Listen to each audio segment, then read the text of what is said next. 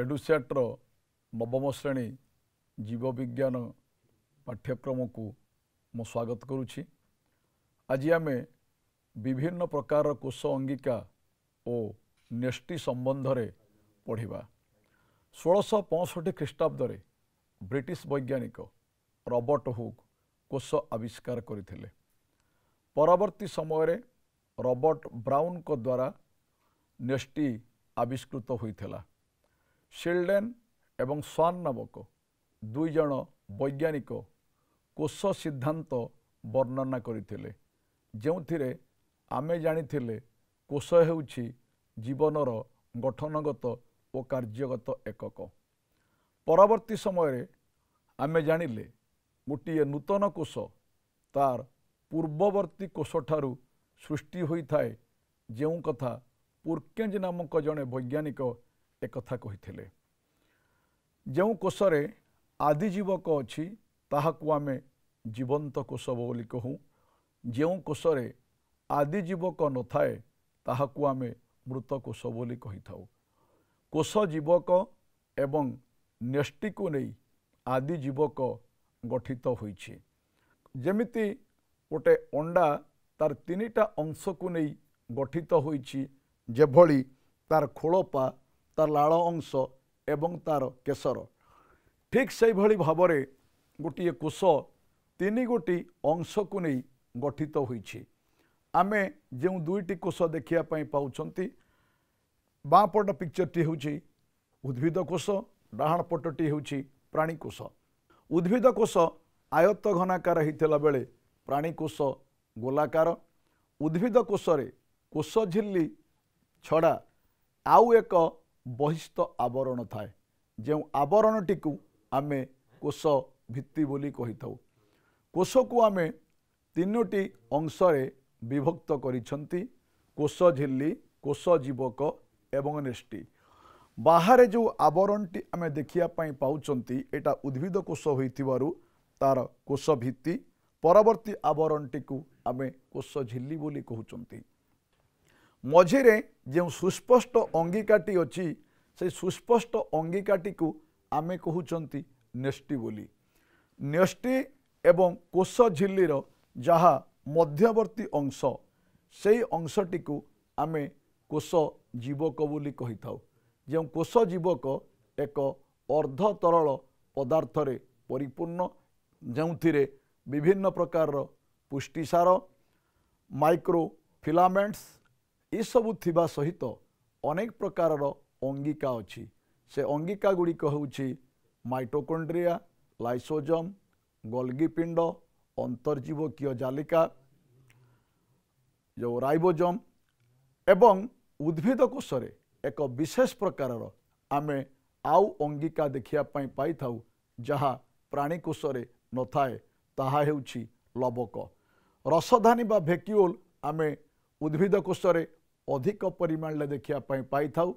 प्राणी कोषरे जो गुड़िक एकदम सरल प्राणी आदि प्राणी भली समानंक ठारे आमे कंट्राक्टाइल भेक्यूल एवं फूड भेक्यूल दुई प्रकार रसधानी आमे देखिबा पाई थांती। ए सब बाबदरे पढ़ी सारिचंती आम माने। परवर्ती समय आउ दुई गोटी अंगिका कथा आज आमे पढ़िबा। प्रथम कथा पढ़िबा आमे लाइसोजोम कथा। लाइसोजोम दुईटी शब्द को नहीं गठित होइछि। Lyso means lysis means digestive, some means body. जी विभिन्न प्रकार पदार्थ गुड़िकर पचन कराए ताकू आमे लाइसोजोम बोली कहि थांती। डी डुभे नामक जड़े वैज्ञानिक 1951 मसीह कोषरे लाइसोजोम थिबार प्रमाण कौन कले ना पाइले। उद्भिद कोषरे लाइसोजोम संख्या प्राणी कोष अपेक्षा खूब कम, अर्थात प्राणी कोषरे लाइसोजोम अधिक संख्यार कौन करिछि ना अछि। ए लाइसोजोम गोटे झिल्ली द्वारा आवृत होइछि, जो झिल्लीटी को आमे एक स्तर विशिष्ट झिल्ली एवं ता भितरे विभिन्न प्रकार पाचक रस बा एंजाइम गुड़िक कौन करिछि ना अछि। लाइसोजोम को आमे atom bomb of the cell, suicidal bag of the cell, disposal unit of the cell, self defence unit of the cell, एई भली विभिन्न नाम रे आमे लाइसोजोम को कौन करिसंती ना जानिचंती। से लाइसोजोम रे जो एंजाइम गुड़िक अच्छी से गुड़िक हेउची हाइड्रोलाइज एंजाइम, जो एंजाइम गुड़िक विभिन्न प्रकार पदार्थर पचन करई थाए। प्रश्न आसे मन भितर से एंजाइम गुड़िक केउठी सृष्टि हुए, अंतर्जीवकीय जालिका पर्टिकुलाली अमसृण अंतर्जीवकीय जालिका, अर्थात जो अंतर्जीवकीय जालिका राइबोजोम अच्छी से अमसृण अंतर्जीवकीय जालिकारु एई एंजाइम गुड़िक सृष्टि होता है एवं से एंजाइम गुड़िक गोल्गी पिंड माध्यम देई आसी एई लाइसोजोम रे कौन करे ना पहुँची थाए। जेतेबेले कोषर कौनसी पदार्थ गुड़िक बा अंगिका गुड़िकर कौन करे मृत्यु हुए बा तार क्षय होबाकू जाए, सेतेबेले से एंजाइम गुड़िक एई पदार्थ गुड़िक कौन करती ना क्षय करती। एई पदार्थ गुड़िकर पचन करुथिबारु लाइसोजोम को आमे पाचक थली बोली मध्य कौन करती ना कही थांती। बेले बेले केते गुड़ी अदरकारी अंगिका गुड़ी को मध्य ताहा नष्ट करि थाए। सेइथिपाई लाइसोजोम रो अन्य नाम हेउची सुइसाइडियल बैग।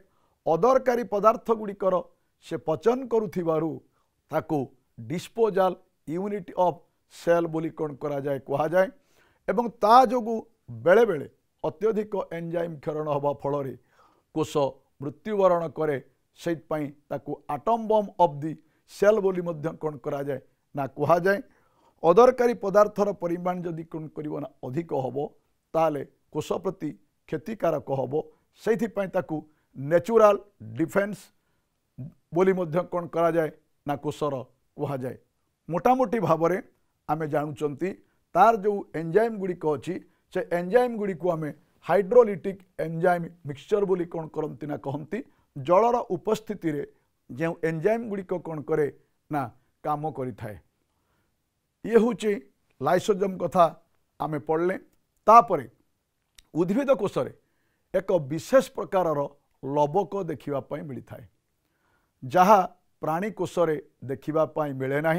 आमे जतेबेले दुईटी कोष मनकर आमको दि जाइछि, गोटे उद्भिद कोष एवं गोटे प्राणी कोष। आमे से कोष दुईटा को केमिति चिन्हती ना उद्भिद कोषरे कोष भित्ति थाए, प्राणी कोषरे न थाए। उद्भिद कोषरे लवक अच्छी, प्राणी कोषरे नाही। उद्भिद कोषरे कोष रसधानी अच्छी, प्राणी कोषरे जहाँ कौन करना नाही। उद्भिद कोषरे सेंट्रिओल अधिक संख्यार अच्छी, प्राणी कोषरे अच्छी, उद्भिद कोषरे कौन करना नाही। एगुड़ाक सहजरे आमे देखि कौन करती ना ताको जानी पारती। आमे एक विशेष प्रकार अंगिका पक्कू जीवा जो अंगिका केवल उद्भिद कोषरे ही देखा जाए जहाँ को आमे लवक बोली कहती। लवक को आमे दुई भागरे विभक्त करिसंती तार वर्ण बा रंग दृष्टि। गोटे हेउछि वर्णहीन लवक, आउ गोटे हेउछि रंगीन लवक। रंगीन लवक रे आमे दुई प्रकार लवक कथा कौन करवा ना पढ़िबा। गोटे होची रंगीन लवक, आउ गोटे हरित लवक। सेठिके जिबा पूर्वरु आमे वर्णहीन लवक पक्कू जीवा। तार कौनसी निर्दिष्ट रंग कौन करिछि ना नाही। उद्भिदर खाद्य प्रस्तुत समय जो बड़का खाद्य से बड़का खाद्य को उद्भिद ए वर्णहीन लवक माध्यम रे संचित करिके रखे, जोंथिरे पर्टिकुलाली ग्लूकोज एवं स्टार्च कौन करे ना अधिक परिमाण ले थाए। मोटामोटी भाव में जदि आमे कहिबा ताले आमे जानिबा उद्भिदर जेउ अंश सूर्यालोकर संस्पर्श रे आसी पारे नाही, सेई अंश रे जेउ लवक थाए से लवक को आमे वर्णहीन लवक बोली कहउचंती। जेउथिरे उद्भिद तार बड़का खाद्य को संचित करी रखिछि, जेमती आलू होची कौन तार सबुठारु भल उदाहरण जहाँ को आम एमेलियोप्लास्ट बोली कौन करती ना कही थांती। तापरे जीवा आमे रंगीन लवक पाखकू। गछर फूल फल एवं केते गुड़े गछर पत्र रे आमे ए रंगीन लवक देखिया पाइबा जहाँ को क्रोमाटोपोर बोली कौन करचन आमे कहउचंती। ये हूँ रंगीन लवकर पिक्चर। रंगीन लवक थिबा जोगु उद्भिद कौन करे खूब आकर्षणीय होता है। फूल एवं फल ये कौन करे ना खूब सुंदर दिशे, गछ कौन करे ना सुंदर दिशे, जहा फल रे ताहा साहाय्य करे पराग संगम रे। परागण प्रक्रिया जो हुए से स्वपरागण हो कि परपरागण हो, एथिरे कौन करे रंगीन लवक एक गुरुत्वपूर्ण भूमिका ग्रहण करिथाए। आमे फूल एवं फल रे जो विभिन्न रंग धारण करिछि ताहा संभवपर होइछि रंगीन लवक जोगु। हरित लवक सबुठारु जे गुरुत्वपूर्ण। हरित लवक रे जो सबुज रंग अछि ताकू आमे हरित कणा बोली कौन करिसंती ना कहउचंती, जहाकू सबुज कणा बोली मध्य कौन करा जाए ना कहा जाए, जहार उपस्थिति जोगु पत्र सबुज रंग धारण करिथाए। से हरित लवक रे एक दुई स्तर विशिष्ट, जो थिरे आमर अनेक गुड़े कौन करिछि ना एथिरे तरल पदार्थ रही। जो तरल पदार्थ अच्छी से तरल पदार्थ को आमे स्ट्रोमा बोली कौन करिछन ना कहउचंती। जो गोटे गोटे सरु सरु फिलामेंट भली आमे देखिया पई पांती ताकू आमे कहंती थाइलाकॉइड। अनेक गुड़े थाइलाकॉइड जतबेले परस्पर सहित कौन करे सज्जित होइके रहे ताकू आमे कहउचंती कौन ना ग्राना, जे गुरुत्वपूर्ण भूमिका ग्रहण करे आलोक श्लेषण प्रक्रिया रे। सबुज उद्भिद हरित लवक आलोक अंगारकाम्ल एवं जल को विनियोग करी जो प्रक्रिया रे खाद्य प्रस्तुत करे और अम्लजान निर्गत करे, सही प्रक्रिया को आमे जो आलोक श्लेषण प्रक्रिया बोली कौन करती ना कहती, जो बाबद रे डिटेल्स परवर्ती समय आम माने कौन करबा ना पढ़िबा। जदि उद्भिदर हरित लवक न थांता ताहले उद्भिद ता निज खाद्य निजे प्रस्तुत करि पारंता नाही। उद्भिद खाद्य प्रस्तुत करि पारि नथिले पृथ्वी पृष्ठ रे कोनोसी प्राणी जीवन धारण करि पारि नथांता, कारण प्राणी निज खाद्य निजे प्रस्तुत करि पारे नाही। खाद्य पाई ताकू प्रत्यक्ष भाव रे बा परोक्ष भाव रे उद्भिद उपरे निर्भर करिबाकू पड़े। तापरे जिबा आमे नेष्टिर आकार दृष्टिकोणरू विवर्तनवाद रो मत अनुसार नेष्टिर उपस्थिति अनुसार कोष को आमे दुई भाग रे विभक्त करिसंती। प्राक नेष्टीय कोष जहाको इंग्राजी रे आमे प्रोकैरियोटिक सेल एवं सुनेष्टीय कोष जहाको आमे यूकैरियोटिक सेल बोली कौन करती ना कहती। Prokaryotic, pro means primitive, karyon means nucleus.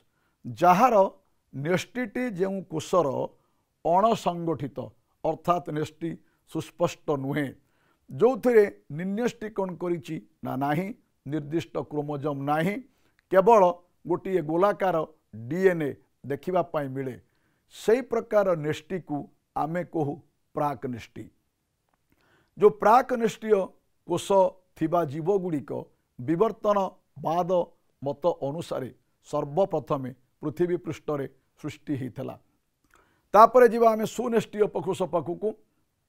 सुनेष्टीय को आमे कहउचंती यूकैरियोटिक, यू मीन्स ट्रू, जार प्रकृत रे कौन करिछि ना नेष्टि अछि।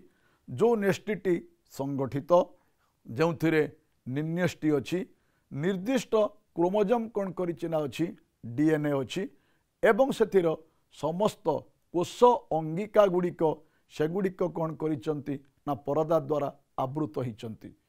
सेही भली कोष को आमे सुनेष्टीय कोष बोली कौन करती ना कहती। सुनेष्टीय कोष परवर्ती समय जीव मानक ठारे देखिबा पाई मिलला। मुता पूर्वरु कहिछि जे कोषर संख्या अनुसार आमे जीव मानकु दुई भाग रे विभक्त करथिले। जो मानकर शरीर गोटिए कोष को नहीं गठित होइछि सेमानंकु आमे कहूथुले एककोशी, ता शरीरर समस्त कार्य से गोटिए कोष द्वारा संपादित होतला।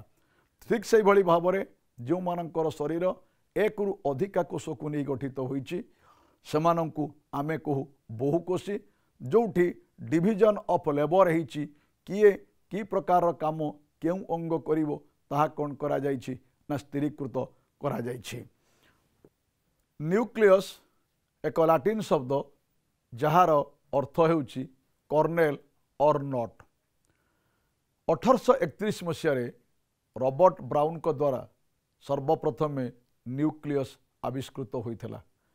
ता पूर्व आंटोनी भन ल्यूएनहॉक से कोष एक तरल पदार्थ रे परिपूर्ण 1665 ख्रीष्टाब्द ब्रिटिश वैज्ञानिक रॉबर्ट हुक जो कोष आविष्कार करते से कही कोष फंपा रॉबर्ट हुक जो कोष आविष्कार करते ताहा मृत कोष तेणु ताहा फंपा ल्यूएनहॉक जो कोष आविष्कार कले ताहा तरल पदार्थ रे परिपूर्ण थिला ताहा जीवंत कोष परवर्ती समय रॉबर्ट ब्राउन कोषरे एक सुस्पष्ट घन अंगिका थिबार प्रमाण पाइले जहाकू आमे तार नेष्टि बोली कहू कोषर समस्त कार्य से नेष्टि द्वारा ही नियंत्रित होता है से कोषर नेष्टि होची डायरेक्टर ऑफ द सेल नेष्टि को आमे गोटे घन सुस्पष्ट अंगिका जहा एक परदा द्वारा कौन कर आवृत होती जो परदाटी होची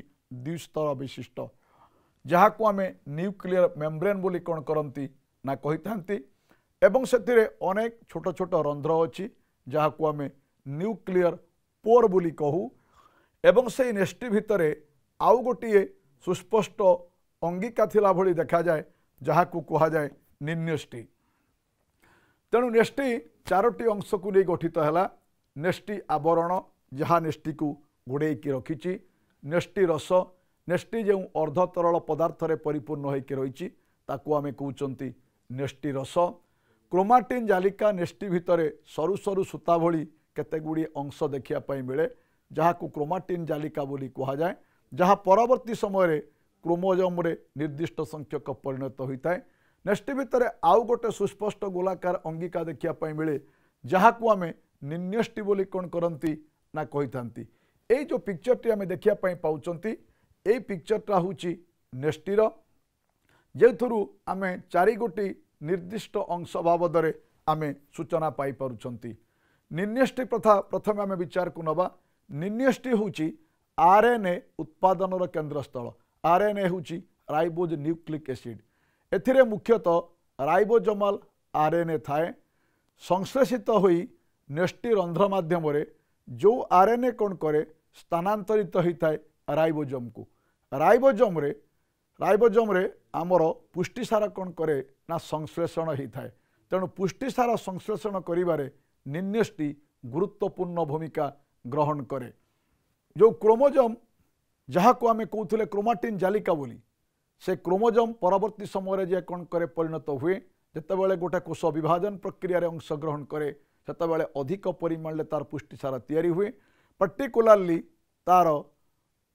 मध्यावस्था क्रोमोजोम जालिका गुड़िक सुस्पष्ट स्थूल रूप धारण करिकी निर्दिष्ट संख्यक क्रोमोजोम रे परिणत होती क्रोमोजोम गोटे ग्रीक शब्द रु अणा होती क्रोमा एंड जोम क्रोमा मीन्स कलर जोम मीन्स बॉडी रंगीन सूतार एक सर्वप्रथमे अलगा करा जाइथिबारु ताकू आमे क्रोमोजोम बोली कौन कले ना कहूले केतेक विशेष रंग साहाय्य रंजित होउथिबा रंगीन सूता बा क्रोमोजोम ताकू कुआगला डब्ल्यू वाल्डियर 1888 मसीह एक क्रोमोजोम शब्द कौन करथिले ना प्रचलन करथिले जो क्रोमोजोम डीएनए एवं निर्दिष्ट प्रोटीन जहाँ को आमे हिस्टोन प्रोटीन बोली कौन करथिले कहउतले से हिस्टोन प्रोटीन को नहीं ताहा गठित होइछे कोष विभाजन मध्यावस्था गुणसूत्र गुड़ी को जदि कौन करती ना आमे अनुध्यान करती ताल आमे देखिया पाइबा प्रत्येक गुणसूत्र एक केंद्र अच्छी जहाँ को गुणसूत्र केंद्र बा तार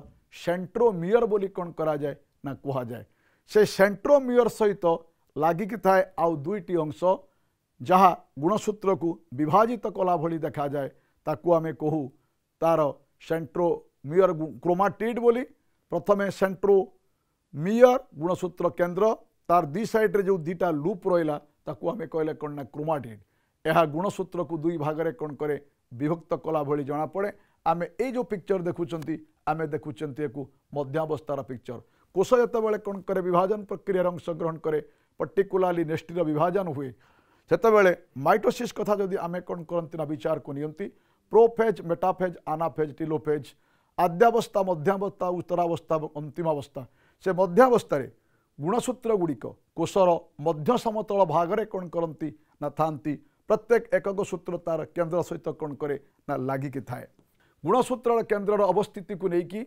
गुणसूत्र को आमे चारि भागरे कौन करिसंती ना विभक्त करिसंती टिलोसेंट्रिक एक्रोसेंट्रिक सबमेटासेंट्रिक एवं मेटासेंट्रिक चारि भागरे गुणसूत्र विभक्त होईची डीएनए फ्रेडरिक मेस्चर 1871 मसीह से कोशरे नेस्टी अम्ल बा न्यूक्लिन से कौन कले ना संधान पाई फ्रेडी ग्रिफिथ 1928 मसीह डीएनए आनुवंशिक उपादान अर्थात डीएनए जो गोटे पीढ़ी आउ गोटे पीढ़ी को गुण संचरित होउछि से कौन कले ना परिकल्पना कले JD Watson and FS Crick ए डीएनए रो गठन संबंध में सूचना देते डीएनए होउछि एक द्विकुंडली विशिष्ट एक डबल हेलिक्स स्ट्रक्चर आमे ए जो स्ट्रक्चर देखिया पाउचंती ये होउछि डीएनए स्ट्रक्चर जहाँ डबल हेलिक्स गोटे सीढ़ी जमती भाव में देखिया देखिया ठीक से भाया द्विकुंडली विशिष्ट डी ट्विस्ट होगी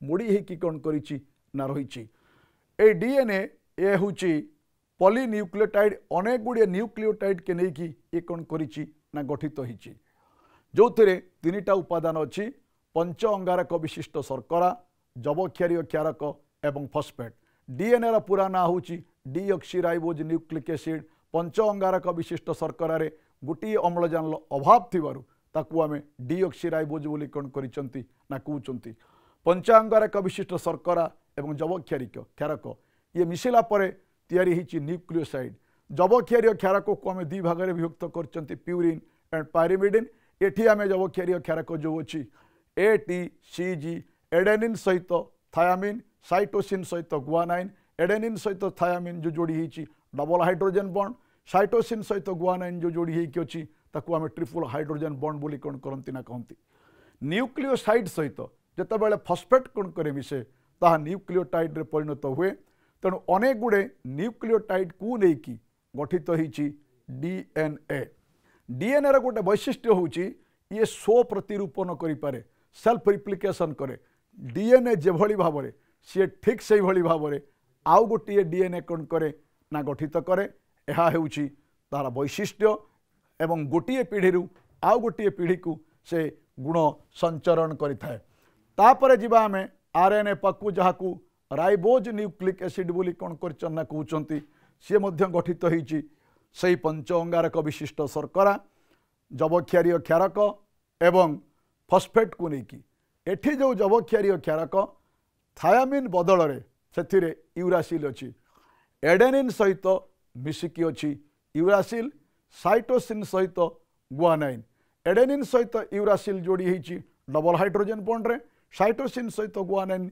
जोड़ी होती ट्रिपल हाइड्रोजन बॉन्ड को लेकिन पंचांगारक विशिष्ट शर्करा एवं जबक्षारीय क्षारक ये मिसी तैयारी होता न्यूक्लियोसाइड सहित फॉस्फेट मिसिबा फल ताहा न्यूक्लियोटाइड रे कौन करिछि ना परिणत होईछि डीएनए द्विकुंडली विशिष्ट होइथिला बेले आरएनए हेउछि एक कुंडली विशिष्ट आरएनए र गठन राइबोन्यूक्लिक एसिड आरएनए किभली भाव में कौन करिछि ना गठित होईछि एथुर आम स्पष्ट भाव में कौन कर जानी पारुचंती एडेनिन सहित यूरासिल साइटोसिन सहित गुआनाइन किभली भाव में कौन करिछि ना लागिकी रहिछि जाकू हेलिक्स ऑफ सुगार आउ फॉस्फेट बोली कौन करिसंती ना आमे कहउचंती कार्यधारा अनुसार आरएनए को आमे तीन भाग में विभक्त करिसंती messenger RNA transfer RNA and ribosomal RNA जेतेबेले कोशर पुष्टिसार आवश्यकता पड़े सेतेबेले न्यूक्लियस रु मैसेंजर आरएनए कौन करे वार्ता नहीं कि आसे मैसेंजर आरएनए वार्ता नहीं कि आसिला परे आसिक राइबोजोम रे पहुँचे राइबोजोम ट्रांसफर आरएनए माध्यम रे विभिन्न प्रकार आमिनो अम्ल को ट्रांसफर करिकि से कौन करे आने परवर्ती समय राइबोजोमल आरएनए जहाँ कौन करिछि ना राइबोजोम रे अछि से आमिनो एसिड गुड़ी को एकत्रित करी ताहा पुष्टिसार संश्लेषण करे पुष्टिसार संश्लेषण करिवारे आरएनए प्रमुख भूमिका ग्रहण करिथाए आमे वर्तमान जानिले जे न्यूक्लियस रो गठन एवं सेथिरे की प्रकार उपादान अच्छी आज तो समय हो जाइए कार्यक्रम को एठी रखी रहूची धन्यवाद।